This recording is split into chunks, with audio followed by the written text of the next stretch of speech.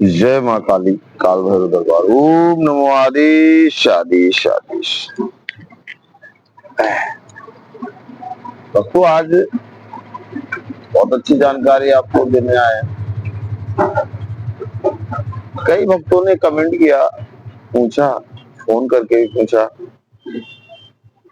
कुछ हमारे भक्त हरियाणा के हैं, 2 बच्चे इस समय पंजाब में हैं, जो ये फोन करके पूछे बच्चे की गुरुजी मेहनत कर रहे हैं, गुरु दीक्षित में हैं, गुरु परंपरा के हिसाब से हमने संस्कार भी करवाया है, लेकिन हमारी साधना नहीं संपन्न होती है। काफी दिनों से मेहनत करते हैं, उसका एक रीजन होता है।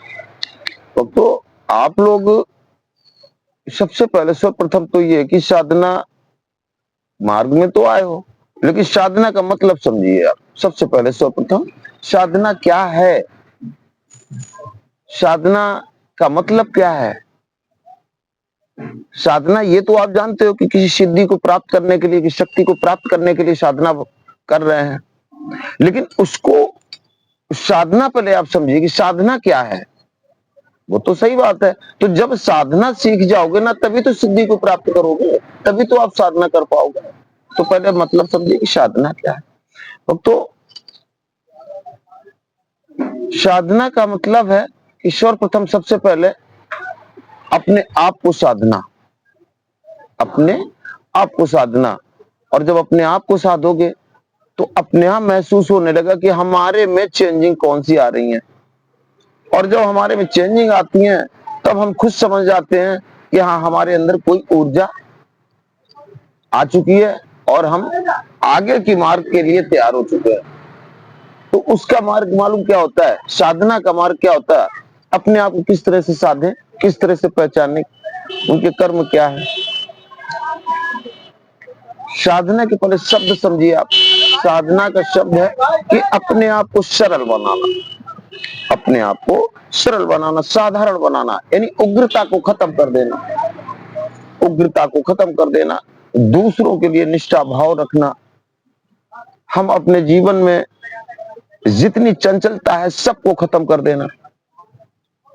ठीक। और कोई भी बात है, उसको अगर आपको ये लगता हो कि ये सब कुछ तो हम करते हैं, भाई मेरे, ये छोटी छोटी बातें जरूर हैं, यही हमारी साधना में बहुत बड़ी दीवार बन जाती हैं। क्यों? क्योंकि हम इनके नियम संयम फॉलो नहीं करते हैं, और यही एक कारण होता है जो हमारी साधना नहीं सफल होती है। तो भक्तों, हम तो यही कहेंगे कि सबसे पहले आप ये देखो कि साधना का मतलब क्या है, किस तरह से साधना करें। पहले अपने आप को साधो और फिर शक्ति को साधो। भाई, पहले उस शक्ति को साधना लायक बनाइए तो आप दुनिया में भ्रमण करते रहो, कुछ नहीं मिलने वाला। साधना आप कहीं पे भी कर सकते हैं, जाप कहीं पे भी कर सकते हैं। भाव से करो, पूर्ण समर्पण से करोगे, तभी साधना संपन्न होगी, बस अर्थ संपन्न नहीं होगी। भाई, एक चीज और बताऊं कि लोग सोचते हैं कि साधना के टाइम पे हम ब्रह्मचार्य रहना, ठीक, साधना के टाइम पे नशा को त्याग देना।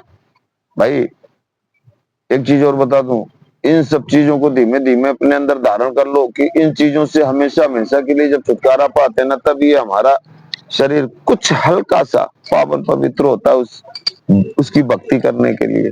क्योंकि इतना अवगुण भरा ये शरीर है, इसमें इतनी गंदगी भरी हुई है, हम नहीं जान सकते हैं। क्योंकि हम तो ये जानते हैं हम दूसरों की इसलिए हम गलत तो नहीं सोचते, हम गलत तो नहीं करते हैं।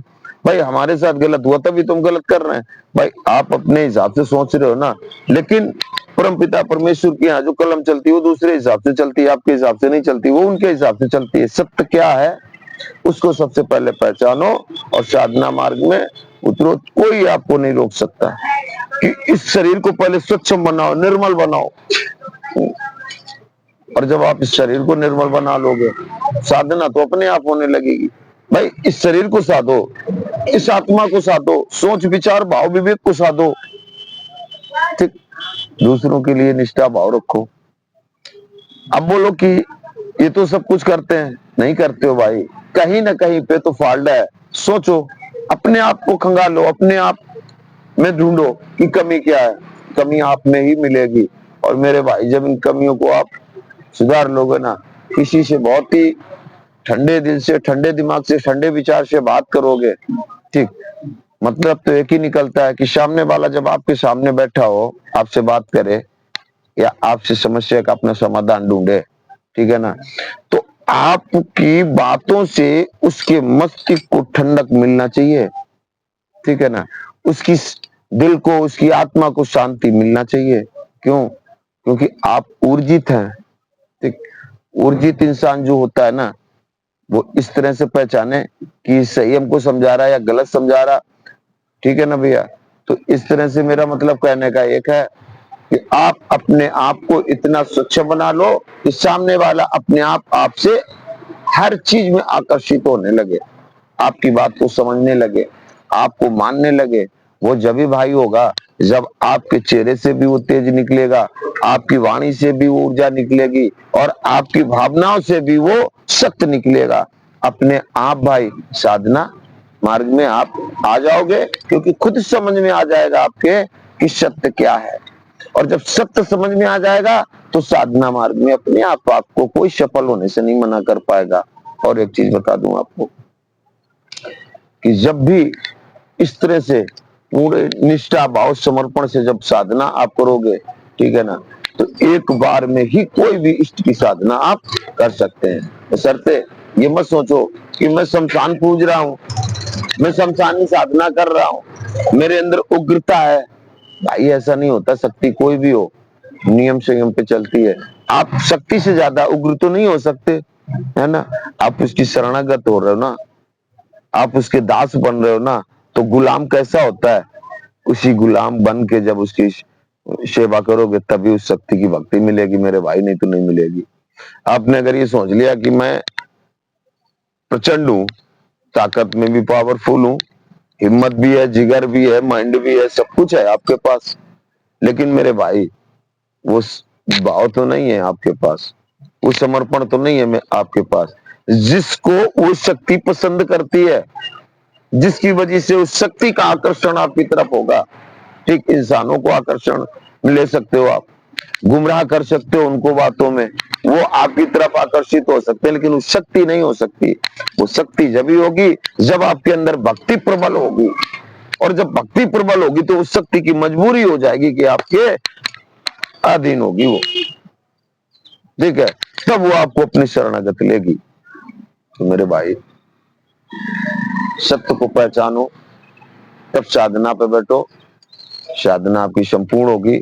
और एक बार कहना है मेरा उन नए बच्चों से जो दरबारों में भटक रहे और लोग, एक अभी मेरे पास बच्चा आया है, शायद उसने अभी चेहरा देने का अपना मना किया है, कल ही आया है। उसके साथ में लोग गलत किए हैं, वशीकरण के नाम पे उससे पैसा भी लूटा, को काफी पैसा लूटा। दोबारा जब बात की, एक हमारे कानपुर के पंडित जी भी हैं, उनका उन्होंने फोटो भी दिखाया उनका, हमको नाम नहीं लेना चाहता हूं मैं, और दिखाया तो हमने कहा बेटा पहले सोच लेना चाहिए ना कि अगर वशीकरण कुछ होता है तो क्या भाई मेरे रुद्राक्ष पहनने से वशीकरण हो जाता है? रुद्राक्ष से वशीकरण होता है? रिंग से वशीकरण होता है? माला देने से, यंत्र देने से उसमें वशीकरण हो गया? अरे मेरे भाई, तंत्र को पहचानो। अब तो बात यही होगी, आप तो दोषित है, मतलब एक ब्राह्मण है, तो आपको तो ज्ञान इस चीज का होना चाहिए ना, ग्रंथ का ज्ञान आपको होना चाहिए। इस तरह से नहीं होता, तंत्र तंत्र होता भैया। ये रुद्राक्ष पहनने से इसका वशीकरण नहीं हो जाएगा। उससे पैसे भी लिए आपने, और पैसे लेने के बाद में जब उसने दोबारा फोन किया तो आप बोल रहे 21,000 रुपए और दे जाओ, आपको एक रिंग और रुद्राक्ष देंगे। गलत बात है भाई, 21,000 और ले लो, तब फिर रिंग और रुद्राक्ष दोगे तो उसका वशीकरण हो जाएगा। मेरे भाई, अच्छा वशीकरण करो, किसी का घर जोड़ने के लिए करो। तो पैसा अगर ले रहे हो तो उसका काम करके दो भाई, और गलत कोई ऐसे वशीकरण ना करो। पहली बात तो कर ही नहीं पा रहे हो आप, तो क्या करोगे? पैसे ही लूट रहे हैं आप वशीकरण के नाम से। मेरे भाई, वशीकरण का मंत्र मालूम है मतलब क्या होता है? वशीकरण का मतलब होता है कि ब्रह्मांड में एक तांत्रिक अपनी सोच को बैठाल देना, तांत्रिक एक अपनी सोच को बैठाल देना इस ब्रह्मांड में, ठीक है? वशीकरण उसको कहते हैं, वशीकरण इसको नहीं कहते हैं भाई। कोई बात नहीं, लोगों को इस तरह से लूटिए मत। अगर कुछ है, कोई समस्या खड़ी हो रही, कोई मजबूरी हो रही, उसको बोलो, लेकिन वो खर्चा लो उनसे, बोलो कि आदमी परेशान ना हो, बेचारा पता नहीं किस तरह से कैसे पैसा लाया आपके पास है, और आपके पास भरोसा लेके आया वो, और आपने उसके साथ गलत करे। तो ऐसा नहीं, आपको एक देव रूप में, भगवान के रूप में विश्वास लेके आपके पास आया, उम्मीद लेके आया कि आपकी कृपा होगी इस पे, लेकिन ऐसी कृपा कर रहे हो कि उसका घर ही, उसकी जेब ही खाली करे ले रहे हो, और इसके बाद उसका काम भी नहीं करो, दोबारा बता रहे हो कि भाई एक काम करो, अब इतना डालो। ये कैसे ही हमारे तांत्रिक हैं भाई, हैं? अगर आप लोग चाह रहे हो कमेंट करके बताना, मैं आपके दरबार का नाम भी भेज दूंगा, ठीक है? सुन रहे होंगे मेरी बात। तो वो 11,000 रुपए पहले ले चुके हैं उनसे, और 11,000 लेने के बाद बोले कि जब 2 महीने बाद, उन्होंने 1 महीने बाद फोन किया उस बच्चे ने, तो बोल लगे भाई ऐसा करो 20,000 रुपए और भेजो, सुअर चढ़ेगा, बच्ची चढ़ेगी और बकरा चढ़ेगा। वशीकरण के लिए सुअर चढ़ा रहे हो, बच्ची चढ़ा रहे हैं, वशीकरण नहीं कर पा रहे, 11,000 पहले ले चुके, 20,000 और भेजो। तो उसने कहा कि ये बताइए, आपने पहले इसने की बात की थी क्या, और हुआ नहीं? बोले अब हम 2 लोग हो गए, हो जाएंगे। अरे मेरे भाई, 2-4 मंडी से किराए पे बुला लो लेबर, मतलब समझो भाई, इधर बार चला रहे हो, इस तरह से गुमराह कर रहे हो बच्चे को। बहुत गलत बात है भाई। और एक बार बता दूं, इस वीडियो में संक्षेप बताऊंगा, शायद है मेरे पास 4-5 दिन बाद बच्चा आएगा, वो फिर आएगा दोबारा, ठीक है? उस बच्चे से खुद आपके दरबार के बारे में बतवाऊंगा मैं, ठीक? शर्म करो, ऐसे काम मत करो, लुटाई मत करो भाई, भक्ति नहीं मिलेगी, आपका परिवार भी बर्बाद हो जाएगा, मान लो। बहुत बुरे हाल होते हैं इस तरह के, जो भक्ति के नाम पे लोगों को लूटते हैं और गंदे काम करके लोगों के परिवार तोड़ देते हैं। गलत काम मत करो भाई, अच्छे काम करोगे आपको माई हर समय, हर समय आप जिस समय उस माई की शरणागत होंगे, और कोई भी आएगा उसकी चरणों में, तो उसका कल्याण होगा। ऐसे लुटाई से कल्याण नहीं होगा। माई को बदनाम कर रहे हो, ऐसा बदनाम मत करो मेरे भाई। जय माँ काली, काल भैरव दरबार। ओम नमो आदेश आदेश आदेश।